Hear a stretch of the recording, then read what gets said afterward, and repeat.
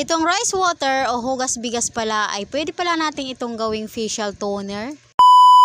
At para nga tayo makagawa nito mga mare, kailangan nga natin munang magsaing. Pagkatapos yung unang hugas sa bigas ay iipunin muna natin dito sa isang lagyanan. Pagkatapos itong pangalawang hugas bigas na ginawa natin mga mare ay dito tayo kukuha ng ating gagamitin. Para masigurado na wala talagang mga dumi-dumi dyan na masasama mga mare, eto gagamitan nga natin yan ng pansala. Kumuha lang ako dyan ng ganyang karami sa baso mga mare, tapos magsasalin lang tayo dito sa spray bottle natin. Alam nyo ba na itong hugas bigas o rice water mga mare ay napakarami palang benefits ang makukuha natin dito. Bukod sa nakapagpapaputi nga ito sa ating mga mukha, ito rin ay nakakatulong para maalis itong ating mga pimples sa ating mga mukha.